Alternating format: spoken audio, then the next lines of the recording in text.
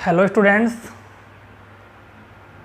Previous lecture में हमने electric field और इलेक्ट्रिक फील्ड इंटेंसिटी के बारे में अध्ययन किया था और हमने अच्छे से कंसेप्ट क्लियर किया था कि इलेक्ट्रिक फील्ड क्या होता है, इलेक्ट्रिक फील्ड इंटेंसिटी क्या होती है, कैसे फाइंड की जाती है।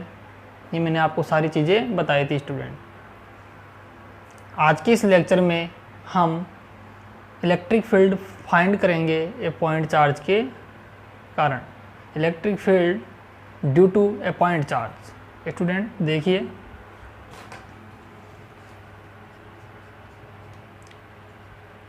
Electric field due to a point charge, electric field due to a point charge. Students, इसके लिए हमें क्या करना पड़ेगा, हम दो कंडीशन में इलेक्ट्रिक फील्ड फाइंड करेंगे स्टूडेंट। एक बार हम प्लस क्यू चार्ज लेके, एक बार हम माइनस क्यू चार्ज लेके, दोनों कंडीशन में हम इलेक्ट्रिक फील्ड फाइंड करेंगे। दोनों में सेम ही आएगा, बस डायरेक्शन का फर्क आएगा स्टूडेंट, है ना। तो देखिएगा, ये सोर्स चार्ज है स्टूडेंट। ये सोर्स चार्ज अपने चारों ओर एक फील्ड जनरेट करेगा और उसको टेस्ट करने के लिए एक चार्ज आएगा जिसे हम टेस्ट चार्ज कहते हैं। मान लीजिए इस बिंदु से जिस पर हमें इलेक्ट्रिक फील्ड फाइंड करना है उसकी डिस्टेंस है r।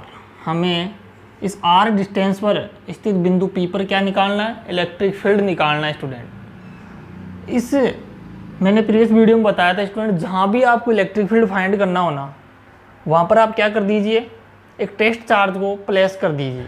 वो टेस्ट चार्ज क्या करेगा, वहाँ पर उस फील्ड को टेस्ट करेगा, है ना। और मैंने ये भी बताया था, टेस्ट चार्ज की जो डायरेक्शन होगी वही इलेक्ट्रिक फील्ड की डायरेक्शन होगी स्टूडेंट, है ना। दूसरी बात, इलेक्ट्रिक फील्ड इंटेंसिटी या इलेक्ट्रिक फील्ड एक ही बात है। जब हम मैथमेटिकल फॉर्म में पढ़ते हैं तो इलेक्ट्रिक फील्ड इंटेंसिटी बोलते हैं और वैसे हम इलेक्ट्रिक फील्ड जनरली यूज करते हैं ना। स्टूडेंट, हमें यहाँ पर इलेक्ट्रिक फील्ड फाइंड करना है तो यहाँ पर हम टेस्ट चार्ज फाइंड करेंगे।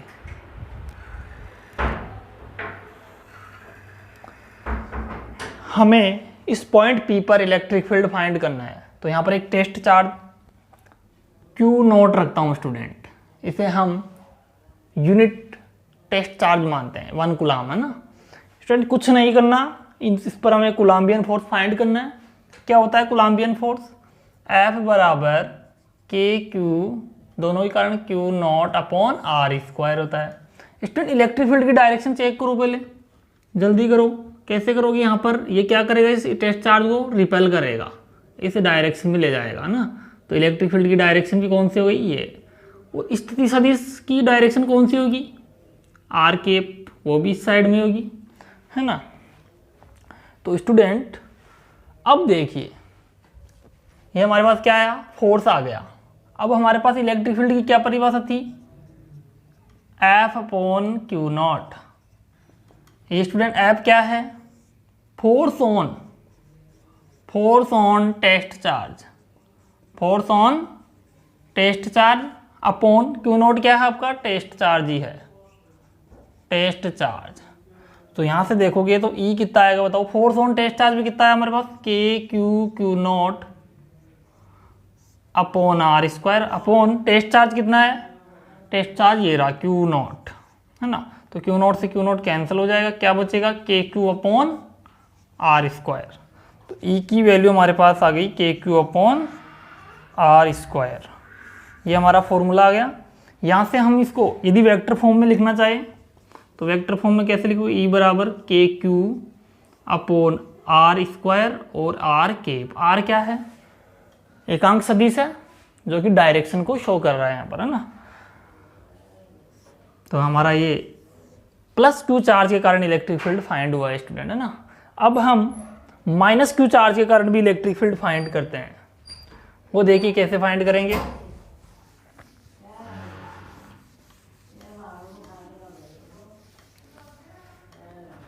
अब माइनस Q चार्ज के कारण देखते हैं ना। माइनस Q चार्ज के कारण क्या होगा, देखो वही प्रोसेस है। यहाँ पर Q नोट चार्ज अपने प्लेस किया है। अब लेकिन डायरेक्शन चेंज हो जाएगी स्टूडेंट। देखिए डायरेक्शन में क्या फर्क आएगा कि क्यू नोट है, अब की बार क्यू नोट को ये अपनी तरफ बुलाएगा, अट्रैक्ट करेगा ना, इसको हम पॉजिटिव चार्ज मानते हैं हमेशा टेस्ट चार्ज को, तो अब की बार डायरेक्शन ये हो जाएगी स्टूडेंट, है ना, ई वेक्टर की, है ना, ई वेक्टर की डायरेक्शन ये हो जाएगी। लेकिन हमारा स्थिति सदिश तो इधर ही रहेगा आर के, तो क्योंकि इसकी स्थिति तो यही रहेगी, ये थोड़ी इधर आ जाएगी, तो स्थिति सदिश उधर है और इलेक्ट्रिक फील्ड की डायरेक्शन ये हो गई, तो स्टूडेंट दोनों विपरीत दिशा में हो गए। तो बस कुछ भी नहीं करना, सेम फॉर्मूला, ई वेक्टर के बराबर क्या आ जाएगा, के क्यू अपॉन आर, एस पर विपरीत है ना, तो इसको आर के माइनस में लगा दो बस। ये हमारा क्या आ गया, इलेक्ट्रिक फील्ड का फॉर्मूला आ गया स्टूडेंट। अब दोनों क्या है, सेम ही, वैसे परिमाण में तो मैग्नीट्यूड में तो बराबर है, बस डायरेक्शन ही विपरीत है। तो स्टूडेंट हम दोनों कंडीशनों से देख सकते हैं कि हमारा ई जो है वो इनवर्सली प्रोपोर्शनल आ रहा है किसके, डिस्टेंस के स्क्वायर के। ये आपको मैनुअली कहने का मतलब याद रखना है इसको ना, इसको आपको याद रखना है। अब देखिए स्टूडेंट हम इसका ग्राफ ड्रॉ करते हैं, पॉइंट चार्ज के कारण इलेक्ट्रिक फील्ड का ग्राफ ड्रॉ करते हैं ना। मैं इस साइड में आर ले लेता हूँ और इस साइड में ई लेता हूँ। जब स्टूडेंट ऐसा होता है ई प्रोपोर्शनल 1/r², तो हमारा इसका ग्राफ आता है ऐसे, ये ग्राफ है ना। ऐसे ही यदि हम डायरेक्टली लें 1/r² को ऐसे ले लें और ई को ऐसे, तो इस कंडीशन में हमारा जो ग्राफ होगा वो एक स्ट्रेट लाइन प्राप्त होगा स्टूडेंट, स्ट्रेट लाइन, है ना। तो ये आपको दोनों ग्राफ, ये दोनों एक ही है वैसे, है ना, लेकिन अलग अलग एक्सिस पर हमें क्वांटिटी पर डिपेंड करेगा कि हमारा ग्राफ कैसा आएगा। हमने यहाँ पर एक्स एक्सिस पर 1/r² लिया है स्टूडेंट, यहाँ पर हमने r ही लिया था, है ना। तो जब 1/r² पूरी क्वांटिटी ले ली तो ऐसा आता है इसका ग्राफ, है ना, स्ट्रेट लाइन, और इसका एक्सपोनेंशियल रूप में आएगा ना, घटता जाएगा। तो स्टूडेंट यहाँ से क्या दिख रहा है आपको कि इलेक्ट्रिक फील्ड डिस्टेंस बढ़ेगी ना, जितनी डिस्टेंस, कहने का मतलब यह है कि डिस्टेंस के बढ़ने पर इलेक्ट्रिक फील्ड क्या हो जाता है, कम हो जाता है स्टूडेंट। यदि आप पॉइंट चार्ज को यानी कि टेस्ट चार्ज को इनफाइनाइट पर ले जाते हैं तो वहाँ पर आपका जो इलेक्ट्रिक फील्ड है वो 0 के बराबर हो जाता है। यानी जैसे जैसे डिस्टेंस बढ़ेगी इलेक्ट्रिक फील्ड उतना ही क्या हो जाएगा, कम होता जाएगा, और डिस्टेंस जैसे ही कम होगी तो इलेक्ट्रिक फील्ड क्या हो जाएगा बताओ, बढ़ जाएगा स्टूडेंट। तो इलेक्ट्रिक फील्ड किस पर डिपेंड कर रहा है, एक तो डिस्टेंस पर और चार्ज के मैग्नीट्यूड पर भी क्या कर रहा है, डिपेंड कर रहा है। चार्ज का मैग्नीट्यूड भी यहाँ पर निर्धारण करेगा इलेक्ट्रिक फील्ड का। तो स्टूडेंट ये था हमारा पॉइंट चार्ज के कारण इलेक्ट्रिक फील्ड निकालना, ये हमने देख लिया। नेक्स्ट अब जो हम बात करने वाले हैं आज वो है हमारा point electric field lines. Student electric field lines, आइए देखते हैं वही।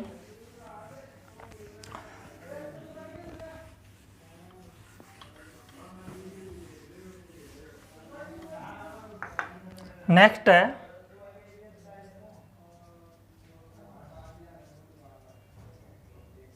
इलेक्ट्रिक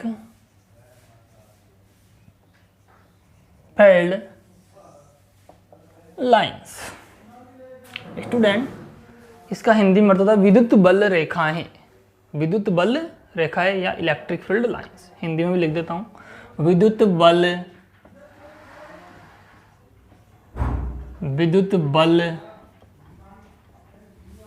रेखाएं, विद्युत बल रेखाएं। स्टूडेंट सबसे पहले हमारे पास प्रश्न यह आता है कि विद्युत बल रेखाएं किस उपयोग में आती है, क्यों जरूरत पड़ी। तो स्टूडेंट जब भी हम किसी कहने का मतलब यह है किसी बॉडी को यदि हम चार्ज करते हैं, इलेक्ट्रिकली चार्ज करते हैं, तो उसके चारों ओर एक फील्ड जनरेट हो जाता है। क्या हो जाता है, फील्ड जनरेट हो जाता है। और जब फील्ड जनरेट होगा तो उस फील्ड को हम किसी ज्यामितीय रूप या किसी पिक्टोरियल फॉर्म में यानी चित्रात्मक रूप में, ग्राफीय रूप में व्यक्त करना चाहे तो हमें कुछ इमेजिनरी लाइंस की आवश्यकता पड़ती है स्टूडेंट, और उन इमेजिनरी लाइंस को ही हम इलेक्ट्रिक फील्ड लाइंस कहते हैं। समझे स्टूडेंट आप। अब इलेक्ट्रिक फील्ड लाइंस स्टूडेंट एक इमेजिनरी लाइन है, जो हमें ये आइडिया देती है कि किसी पॉइंट पर इलेक्ट्रिक फील्ड का मैग्नीट्यूड कितना है और उसकी डायरेक्शन क्या है। समझ रहे हैं स्टूडेंट? तो मैं इसकी सबसे पहले आपके सामने परिभाषा लिखता हूँ स्टूडेंट, है ना। तो परिभाषा देखिए क्या हो जाएगी। Electric field lines are imaginary lines which shows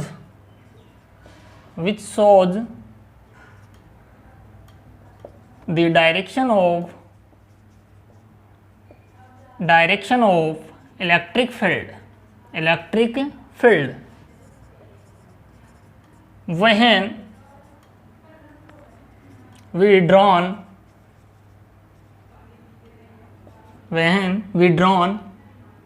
a tangent its any point।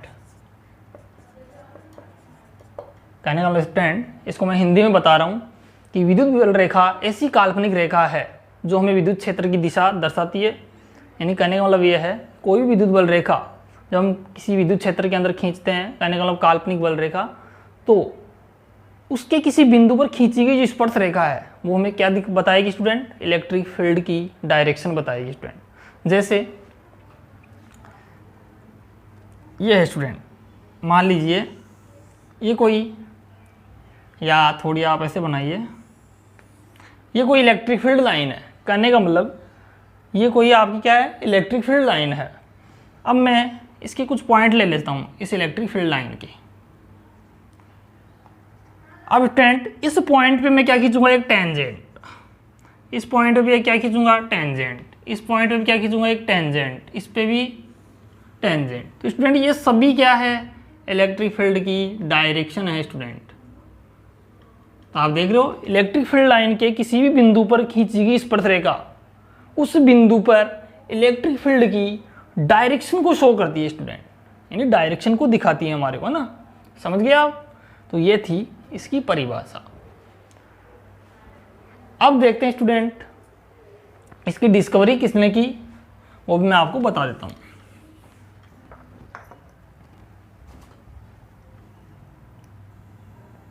कुछ इंपॉर्टेंट पॉइंट लिख लो। इट इज डिस्कवर्ड बाय, या it is propose by, discovered by Michael Faraday in 19th century.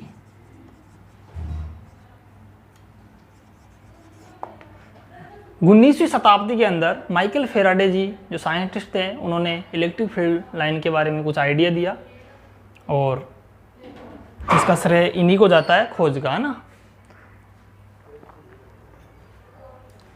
अब नेक्स्ट देखते हैं अपन अब electric field lines के गुणधर्म, है ना। तो नेक्स्ट है some general properties of electric field lines, some general property of electric field lines।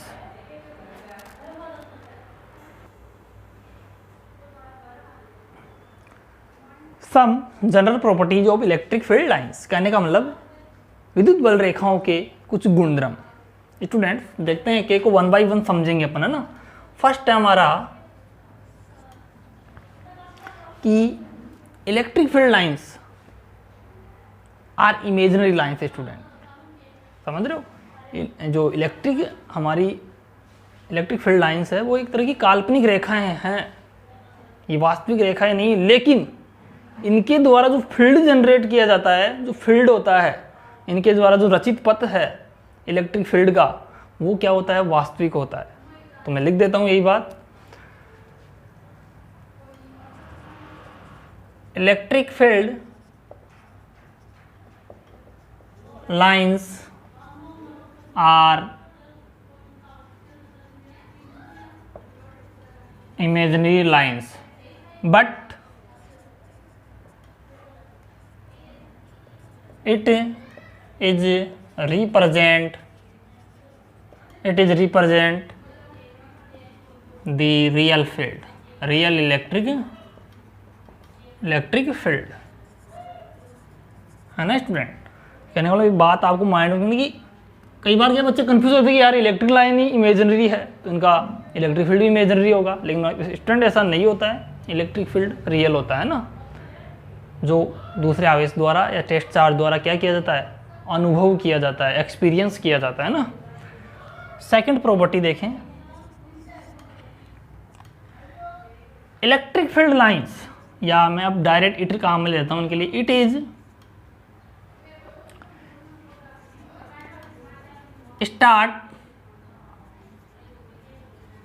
start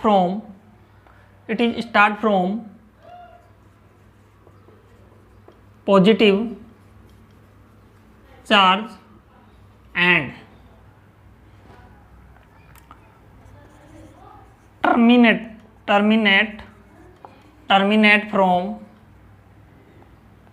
to negative charge।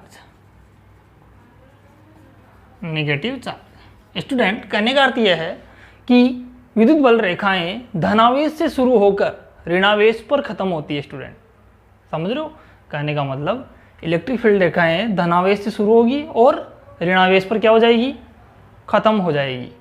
कहने का मतलब देखिए आगे मैं इसका डायग्राम रिप्रेजेंट करता हूं आपके सामने। देखिए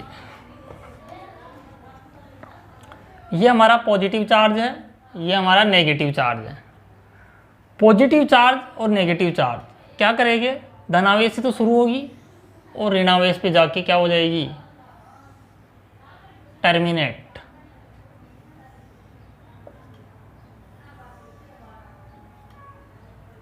यहां से ओरिजिनेट होगी ना, ओरिजिनेट या स्टार्ट भी बोल सकते हैं ना।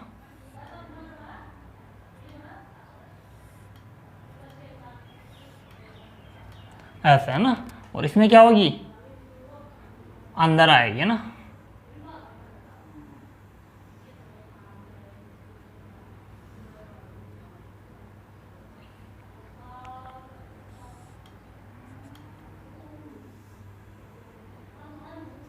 ये स्टूडेंट आपके सामने इसका डायग्राम रिप्रेजेंट है ना। इस प्रकार से धनावेश पे शुरू होगी और नेगेटिव पे जाके टर्मिनेट हो जाएगी। नेक्स्ट प्रॉपर्टी देखो,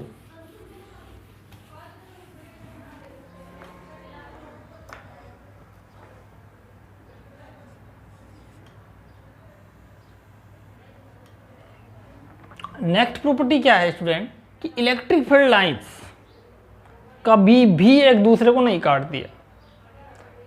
समझ रहे हो, electric field lines can never be intersect to each other, because if they are intersect to each other then arise two direction of electric field at that point, that interaction point। जो अपना जो intersect point है उस पर दो electric field direction क्या हो जाएगी स्टूडेंट, जनरेट हो जाएगी, जो कि संभव नहीं है, क्योंकि electric field are is vector quantity और वेक्टर की दो डायरेक्शन नहीं हो सकती स्टूडेंट, है ना। तो देखिए ये लिख रहा हूँ मैं, थर्ड आपकी जो प्रॉपर्टी है कि electric field lines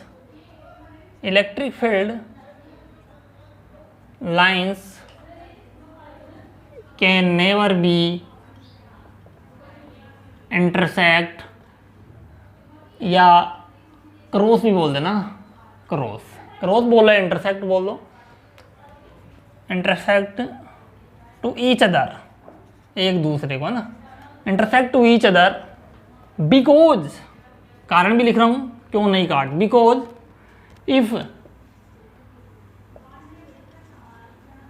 if they are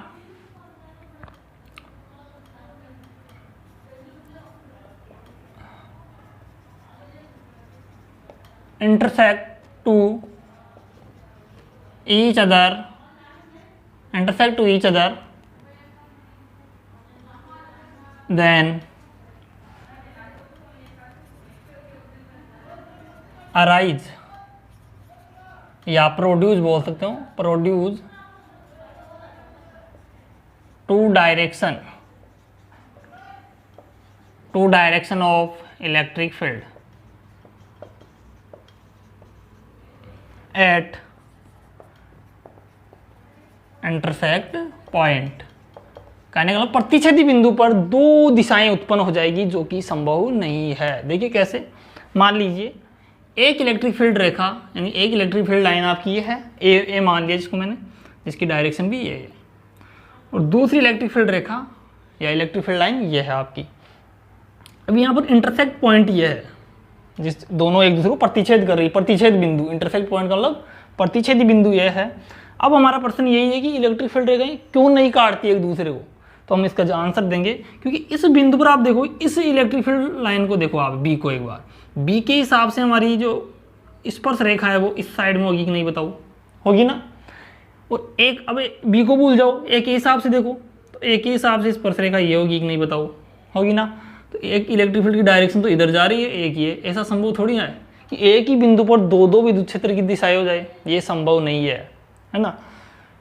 eight intersect point, यहाँ थोड़ी सी आगे और लिखना, विच मे नॉट बी पॉसिबल, जो कि संभव नहीं है ना।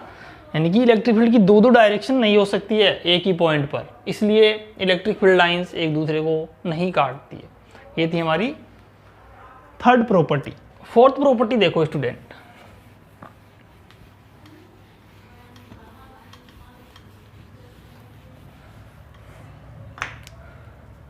फोर्थ प्रॉपर्टी देखो, the number of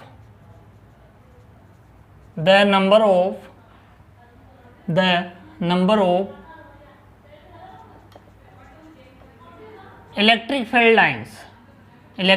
lines, the number of electric field lines directly proportional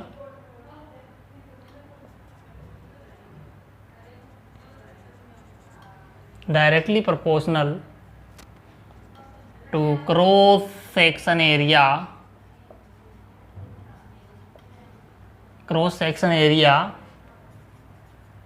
which place perpendicular to field, which यानी कि which place perpendicular to field direct proportional to cross section area, नहीं गलत हो गया, एक बार रुकिए, प्रोपोर्शनल टू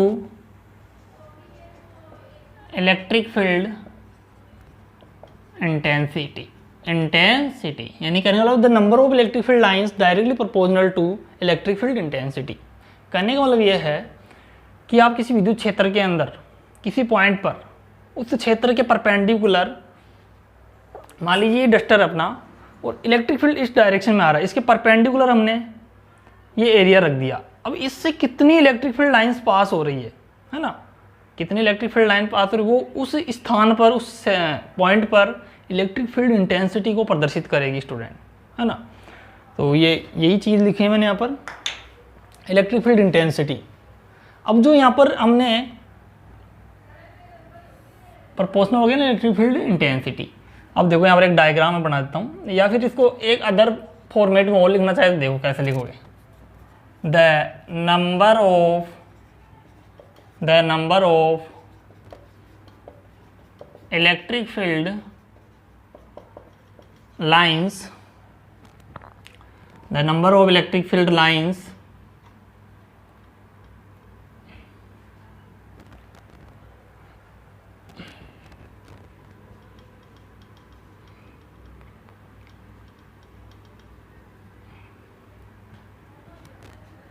ऐसा नहीं, number of electric field lines which which passing through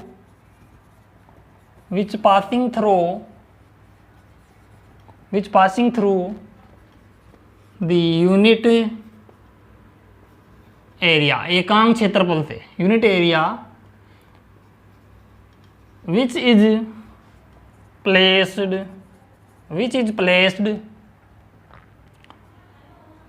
perpendicular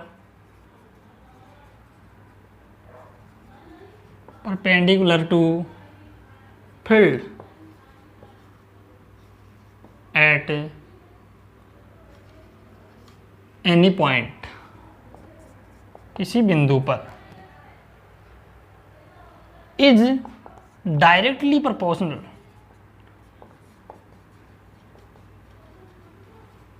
to electric field intensity.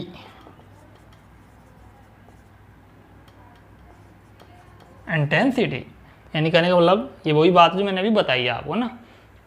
अब इसका भी अपन डायग्राम बनाते हैं, कैसे हम इसको प्रदर्शित करेंगे ना। डायग्राम से अच्छे से आपको समझ में आएगा, आप इसको तो उतारते रहिएगा। मैं आपको साथ साथ हिंदी बोल रहा हूँ, आप हिंदी में लिखना चाहो तो हिंदी में लिख लेना ना। डायग्राम देखो, मान लीजिए ये बहुत सारी इलेक्ट्रिक फील्ड लाइंस है,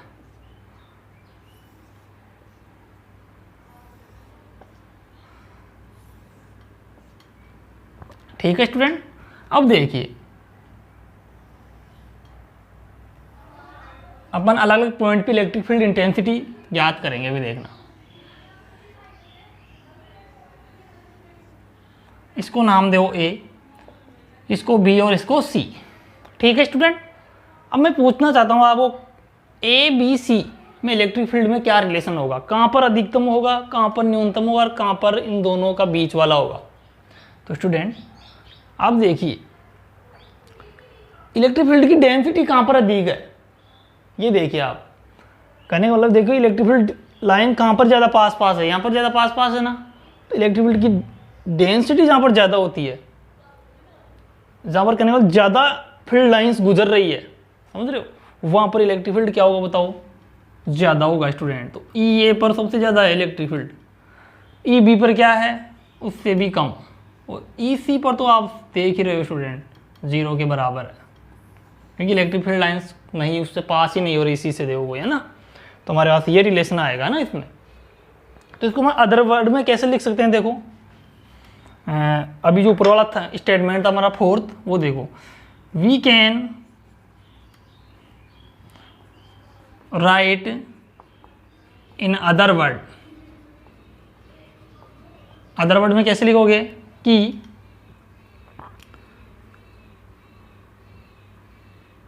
एट एनी प्लेस, किसी स्थान पर प्रबल विद्युत रेखाएं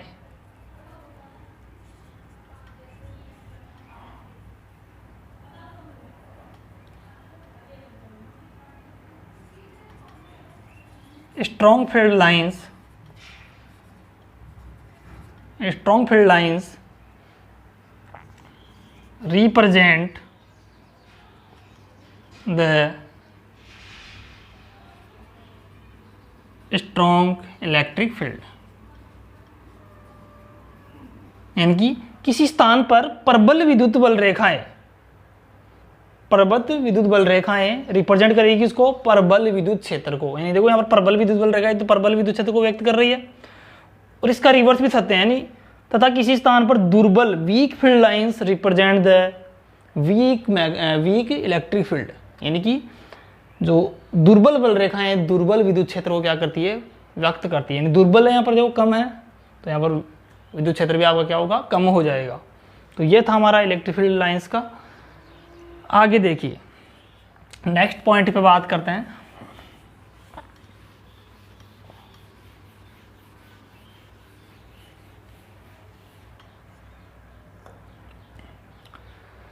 नेक्स्ट पॉइंट देखो, अपन कुछ अलग अलग कंडीशंस लेके इलेक्ट्रिक फील्ड लाइंस बना रहे हैं। यहाँ पर देखना,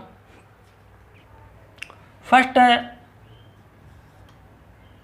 प्लस क्यू चार्ज हो केवल, इसके कारण इलेक्ट्रिक फील्ड लाइन बताइए कैसे बनेगी।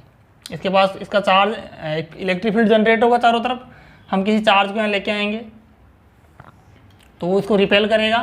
तो ये क्या करता है, +2 के कारण जो इलेक्ट्रिक फील्ड लाइंस बनती है ना, आउटवर्ड बाहर की तरफ जाती है स्टूडेंट, आउटवर्ड बाहर की तरफ। देखिए ऐसे जा रही है ना, ये देखिए ये इनफाइनाइट तक जा सकती है, क्योंकि इलेक्ट्रिक फील्ड का मैंने आपको प्रीवियस लेक्चर में बताया था कि इलेक्ट्रिक फील्ड का जो प्रभाव है वो इनफाइनाइट तक हो सकता है, लेकिन दूरी बढ़ने के साथ साथ इलेक्ट्रिक फील्ड का जो मान है वो कम होता जाता है, यानी कि इतना प्रभाव नहीं होता जो जितना पास में होता है ना। तो ये ध्यान रखना आप। -q चार्ज के कारण इलेक्ट्रिक फील्ड लाइन का प्रदर्शन किस प्रकार करोगे, इसमें क्या होता है, इलेक्ट्रिक फील्ड लाइन पास में आती है, क्योंकि टेस्ट चार्ज को अपने पास खींचता है ये charge.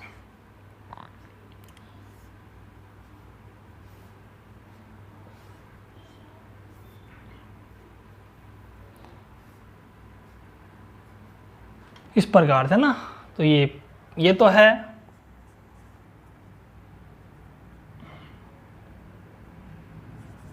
Electric field lines due to +q charge, और ये है -q चार्ज के कारण। तो स्टूडेंट ये +q और -q चार्ज के कारण अपने पास इलेक्ट्रिक फील्ड लाइंस है। कंडीशन है हमारी सेकंड कंडीशन, देखिए student, when both charges are same nature and equal magnitude। कहने का मतलब जब दोनों चार्ज समान प्रकृति के हो, चाहे वो दोनों प्लस चार्ज हो या दोनों माइनस के हो, और उनका मैग्नीट्यूड या परिमाण जो है वो दोनों का बराबर होना चाहिए, उस कंडीशन में इलेक्ट्रिक फील्ड लाइंस का जो रिप्रेजेंटेशन है वो कैसा होगा, देखते हैं स्टूडेंट। देखिए सबसे पहले मैं प्लस चार्ज के कारण देखता हूँ, दो चार्ज है, धनावेशित है और दोनों का मैग्नीट्यूड इक्वल है, ठीक है। अब इनका इलेक्ट्रिक फील्ड लाइन का रिप्रेजेंटेशन कैसा होता है, देखो इसके कारण क्या होता है, प्लस क्यू के कारण जो इलेक्ट्रिक फील्ड लाइन से वो बाहर की तरफ निकलती है स्टूडेंट। तो देखो कैसे निकलेगी, और इनका ये पॉइंट P है, ये ऐसे निकलेगी। देखो ये पॉइंट P कब डिसाइड होता है, इन इलेक्ट्रिक फील्ड लाइन से डिसाइड होता है कि ये कहाँ पर नहीं आ रही है, इसको कहते हैं नल पॉइंट। कौन सा पॉइंट कहते हैं, नल पॉइंट कहते हैं, नल पॉइंट।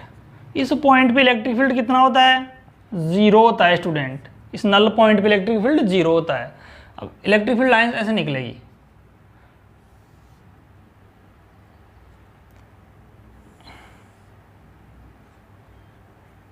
थोड़ा इनको यार साइड में लिख देते हैं, यहाँ पर लिख देते हैं नल पॉइंट, और E कितना होता है नल पॉइंट पर, 0।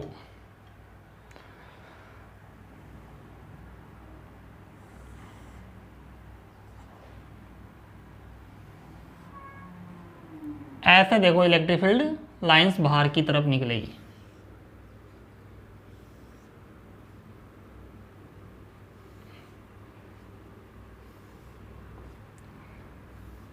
ऐसे बहुत सारी इलेक्ट्रिक फील्ड लाइंस बाहर की तरफ निकलेगी स्टूडेंट।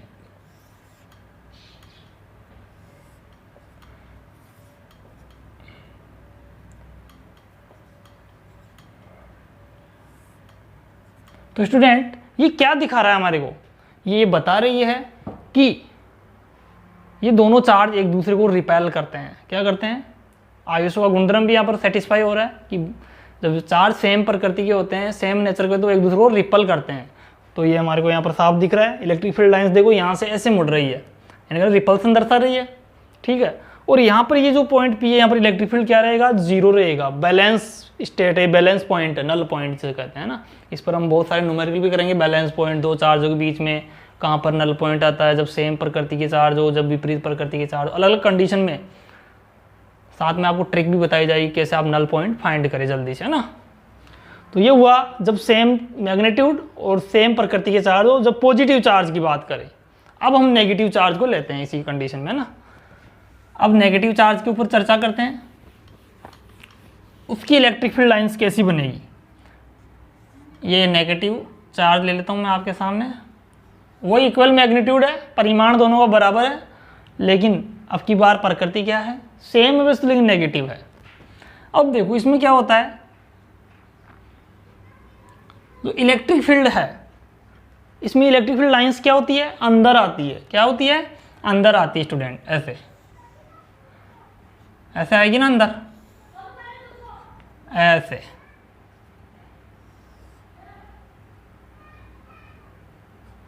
गलत हो गया नहीं।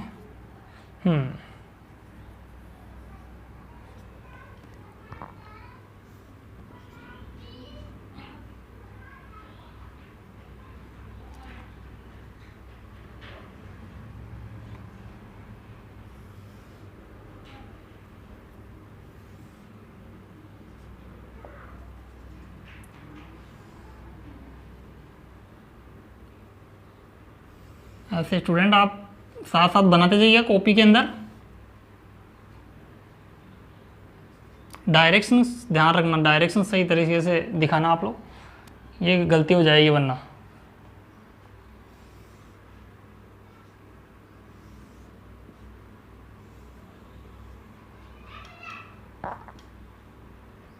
अंदर की तरफ होनी चाहिए ना, यानी कि माइनस चार्ज में इलेक्ट्रिक फील्ड लाइंस क्या होती है, टर्मिनेट होती है। और इसका जो नल पॉइंट है वो ये है, नल पॉइंट, नल पॉइंट, ठीक है, नल पॉइंट ना ये, इस पर इलेक्ट्रिक फील्ड क्या रहेगा आपका, 0 रहेगा। अब देखो यहाँ भी देखो रिपल्सन दर्शा रहे हैं दोनों चार्ज, है ना। नेक्स्ट देखो,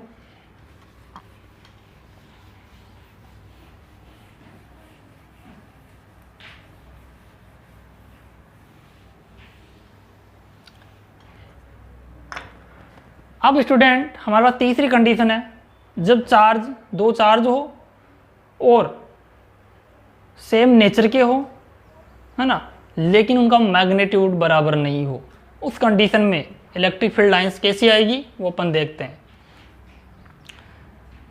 ये प्लस का चार्ज है और ये भी प्लस का चार्ज है ना स्टूडेंट। अब अपन मान लेते हैं ये Q1 चार्ज है, ये Q2 चार्ज है। एक बार मैं मान लेता हूँ Q1 का जो मैग्नीट्यूड है वो कम है किससे, Q2 से। आप Q2 का भी मान सकते हैं, मैंने एक बार कंसीडर किया है, Q1 का मैग्नीट्यूड मैंने कम लिया है।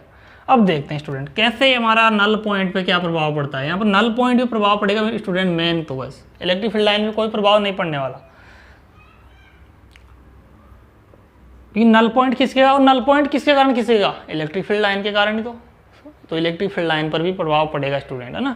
तो इलेक्ट्रिक फील्ड लाइन पर प्रभाव पड़ेगा जब भी तो नल पॉइंट आपका खिसकेगा। देखना भी कैसे खिसकेगा वो देखना। देखो ये क्या करेगी, ऐसे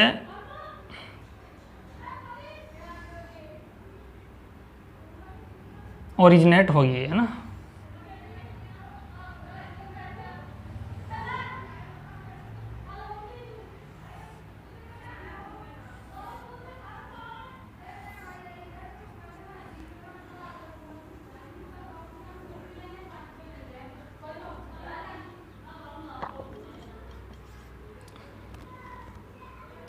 इसकी इलेक्ट्रिक फील्ड लाइंस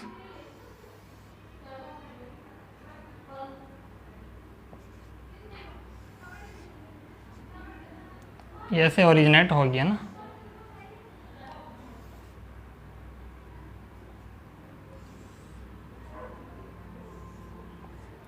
ऐसे।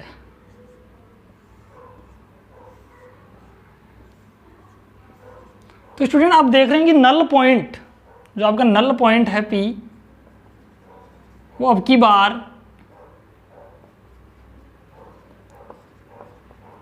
खिसक गया है किसकी तरफ, छोटे वाले चार्ज की तरफ। स्टूडेंट जब भी जो ये दोनों चार्जों का सिस्टम है वो बैलेंस होगा, है ना। ये छोटा चार्ज है, ये छोटा चार्ज के कारण नल पॉइंट इधर आ गया, और नल पॉइंट जब इधर आ गया तो दोनों का अब इलेक्ट्रिक फील्ड क्या रहेगा, बराबर। इस पॉइंट पे इलेक्ट्रिक फील्ड 0 हो जाएगा, है ना। तो कहने का मतलब नल पॉइंट आपका छोटे वाले चार्ज की तरफ खिसक जाता है ना इस कंडीशन में। तो लिखना चाहो तो आप लिख लो कि जब दो चार्ज समान प्रकृति के हो और उनका मैग्नीट्यूड अलग अलग हो तो नल पॉइंट हमेशा छोटे वाले चार्ज की तरफ रिप्लेस हो जाता है ना। तो देखो ये हो गई हमारी कंडीशन, जिसको हमने अच्छे से देख लिया और आपको अच्छे से समझा भी दिया। फिर भी यदि आपको कोई चीज़ ऐसी लगती है तो आप मेरे को कमेंट बॉक्स में राइट कर सकते हैं, वहाँ पर पूछ भी सकते हैं कि सर ऐसा कैसे हुआ, तो मैं आपको अच्छी तरह वहाँ पर जवाब देने की कोशिश करूँगा स्टूडेंट।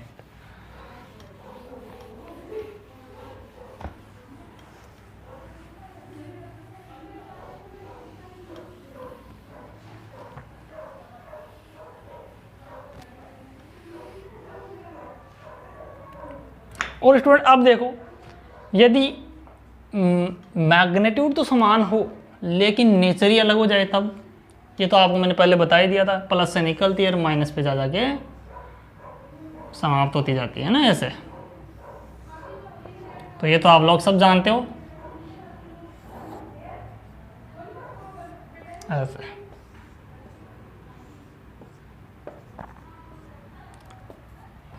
ये ऐसे इसमें आएगी है ना, ये बाहर की तरफ। तो ये हमारा इलेक्ट्रिक फील्ड लाइंस की प्रॉपर्टीज का लगभग सेशन पूरा होता है।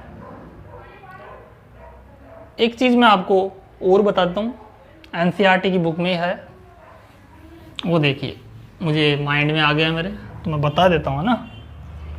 उसमें 3 डायग्राम बने हुए हैं ऐसे।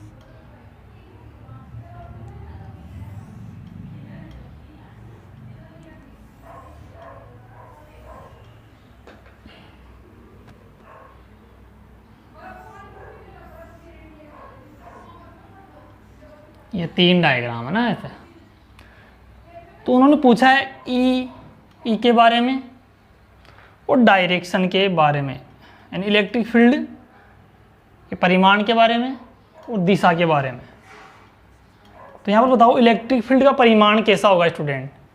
इलेक्ट्रिक फील्ड का जो मैग्नीट्यूड है वो कैसा होगा इस कंडीशन में, इनकी ये डायरेक्शन। इस कंडीशन में आप देख रहे हो सब में सेम डिस्टेंस है, तो परिमाण स्टूडेंट ध्यान रखना है यहाँ पर कॉन्स्टेंट, नियत, ई कांस्टेंट रहेगा। डिस्टेंस आप देख रहे हो जो दूरी है ना, वो कैसी होगी बताओ। एक बार देखता हूँ वीडियो बन रहा है कि नहीं अपना। वीडियो बन रहा है स्टूडेंट। देखिए ई कांस्टेंट है और यहाँ पर जो हमारी डायरेक्शन, डिस्टेंस में डायरेक्शन है ना, डायरेक्शन कैसी है बताओ। डायरेक्शन नियत है क्या, नहीं है। क्यों, क्योंकि आप देखो इलेक्ट्रिक फील्ड लाइन पे इस पॉइंट पे इस वजह से रहेगा खींचो ऐसे जाएगी, इस पॉइंट पे खींचोगे तो ऐसे जाएगी, इस पॉइंट पे देखोगे तो ऐसे। तो आप लोग कई बच्चे क्या करते हैं यार सेम है, तो देखते हैं डायरेक्शन भी क्या होगी, सेम होगी। नहीं स्टूडेंट, डायरेक्शन सेम नहीं हो सकती। डायरेक्शन तो एवरी पॉइंट पे चेंज हो रही है, देखो हो रही है ना। तो डायरेक्शन क्या रहेगी इसकी, कह सकते हो आप नॉट कांस्टेंट, है ना, कांस्टेंट नहीं होगी, यानी परिवर्तित डायरेक्शन है यहाँ पर। इसमें बताओ, इसमें आप देख रहे हो दोनों ही क्या हैं, बोथ आर नॉट कांस्टेंट। न तो इलेक्ट्रिक फील्ड कांस्टेंट है और न आपकी डायरेक्शन कांस्टेंट है। यहाँ पर देख रहे हो स्टूडेंट आप ई बी क्या रहेगा, कांस्टेंट, क्योंकि देखो सेम है एकदम। तो ई का जो मैग्नीट्यूड है, इलेक्ट्रिक फील्ड का मैग्नीट्यूड कांस्टेंट है और डायरेक्शन भी आपकी कांस्टेंट है। तो स्टूडेंट कई बार ऑप्शन बना के ऐसे दे देते हैं और आपके कॉन्सेप्ट क्लियर नहीं होने की वजह से ऐसे प्रश्न आपके छूट जाते हैं नीट एग्जाम में, है ना। तो बच्चे इनको हल्के में ले लेते हैं कई बार कि देखते हैं ऐसे प्रश्न नहीं आएंगे, लेकिन उनको तो प्रश्न वो कैसे बना सकते हैं ना। तो आपको हर चीज़ का कॉन्सेप्ट पता होना चाहिए जो मैंने आपको बता दिया। तो thank you for watching this video student. Next video में हम लोग नल पॉइंट के बारे में चर्चा करेंगे और कुछ न्यूमेरिकल्स लेंगे, है ना। और फिर हमारा नेक्स्ट टॉपिक हम चार्ज डिस्ट्रीब्यूशन पर स्टार्ट करेंगे, है ना। चार्ज का डिस्ट्रीब्यूशन, कंटिन्यूअस चार्ज डिस्ट्रीब्यूशन, जिसमें हम surface charge distribution, line charge distribution और वॉल्यूम चार्ज डिस्ट्रीब्यूशन को अच्छे से पढ़ेंगे, उनकी मात्रक जो यूनिट वगैरह, डायमेंशन वगैरह सब देखेंगे। तो thank you for watching this video student, and like share and comment करें दोस्तों, और अपने फ्रेंड सर्किल में इसको शेयर भी करें ताकि ज़्यादा से ज़्यादा बच्चे इसका प्रॉफिट ले सके, है ना। कहने का मतलब आप अकेले अकेले ही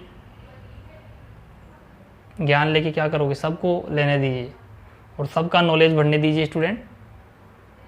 ऐसा मत सोचा करो कि हम अकेले अकेले ही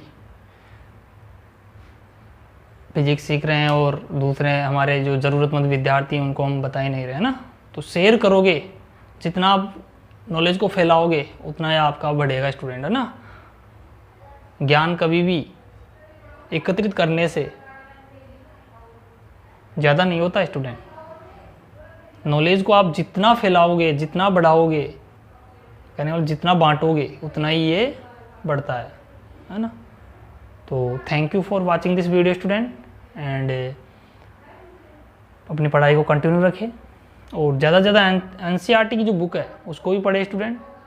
और आपके पास जो भी प्रेफर आपने बुक कर रखी है, जो भी आपने बुक खरीद रखी है, उसको आप अच्छे से पढ़ें। साथ में कुछ न्यूमेरिकल भी आप निकालें, जो आपको जैसे जैसे मैं टॉपिक पढ़ा रहा हूँ ऐसे ऐसे आप न्यूमेरिकल भी साथ साथ में करें, है ना। Thank you for watching this video student, thank you.